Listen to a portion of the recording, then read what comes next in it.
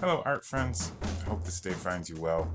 I am Alex for anybody that's new here, and today I would like to talk about anatomy and figure drawing and little teeny details and things, observations that I've made along my art journey in the hopes that they will help you in your art journey.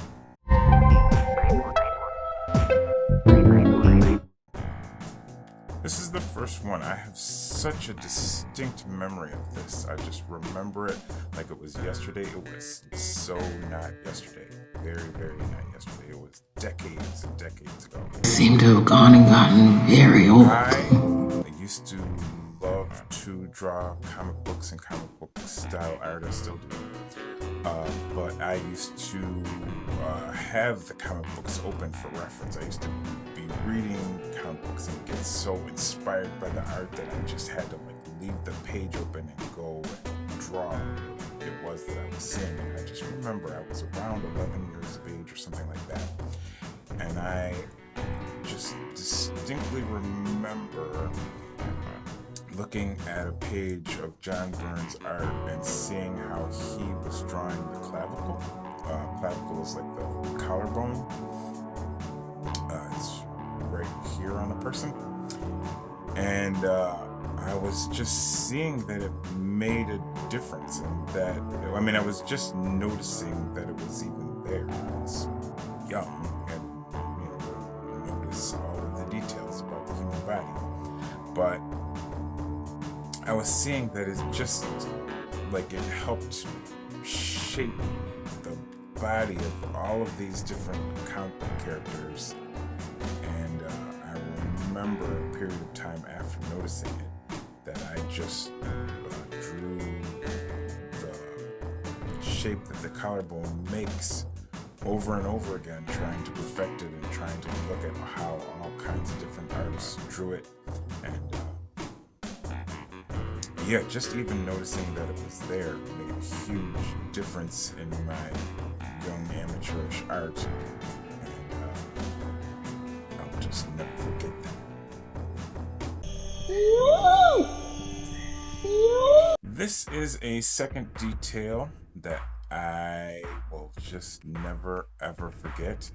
I was in college taking a figure drawing class, and the teacher, who seemed to know just everything about figure drawing and how to represent the human body on a flat piece of paper,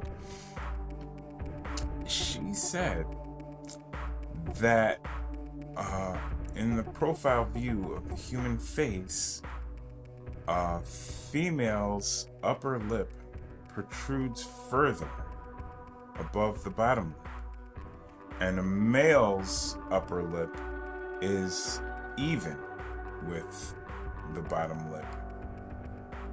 And that completely blew my mind. I was like, there's no way that can be true, because I would have noticed. I have been looking at people for 18 years at this point. But it was true. I looked at lots and lots of profile views of people. I actually sat in my lecture hall classes after this and just looked at all the females and all the males, shocked that I kept confirming this over and over again, that it was actually true. This is overwhelming. But the important thing about that was not so much even just the detail itself.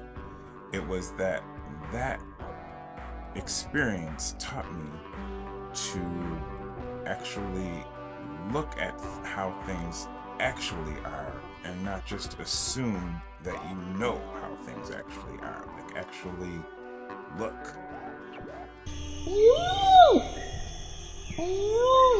This third detail is a recent pickup. I have been drawing arms and comic book style superhero arms, and even if you look way back at the old masters and their depictions of the human form, you'll see lots and lots of muscular arms, because that's what we do as artists. But I saw a YouTube video recently that broke down the musculature in the arm and likened it to a chain, where you have the chain links with one going this way and then one going that way and then one going this way again and one going that way again. And that, I was like, wait a minute, is that right?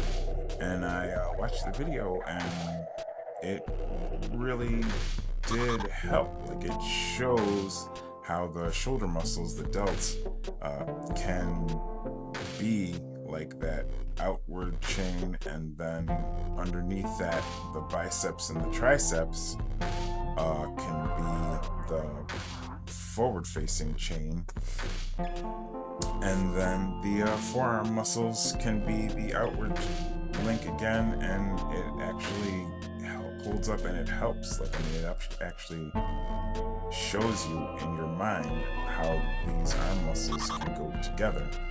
I'll actually even track down the video and put a card to it up here so that you can watch it for yourself if you choose to. But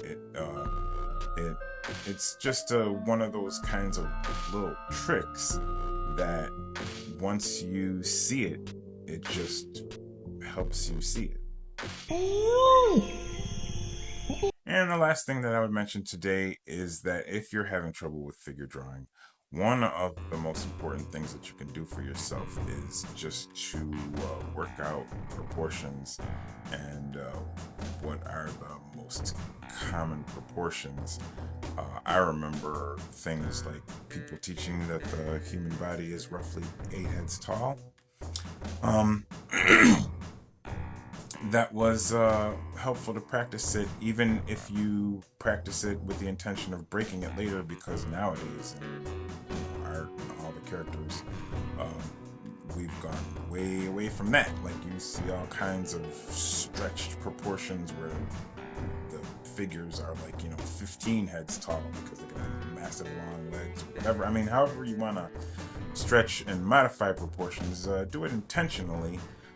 After you know what realistic human proportions are. It's good to know that, for example, like a hand, when it's at rest, should land somewhere around the upper thigh.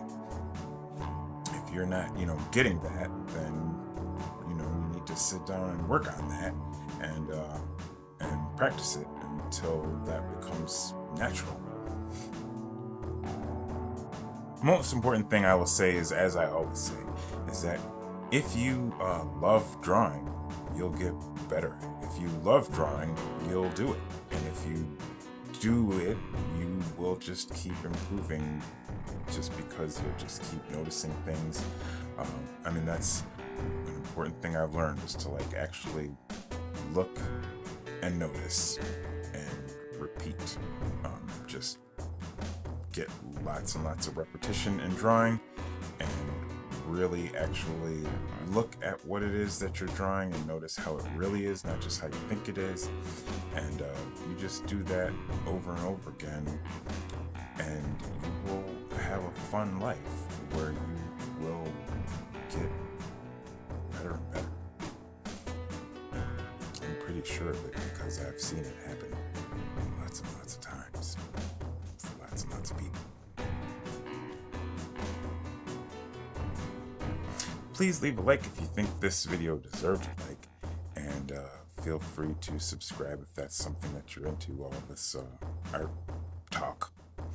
And thank you very much for watching this video, and wherever you are in this tumultuous world, I hope that peace and love finds you.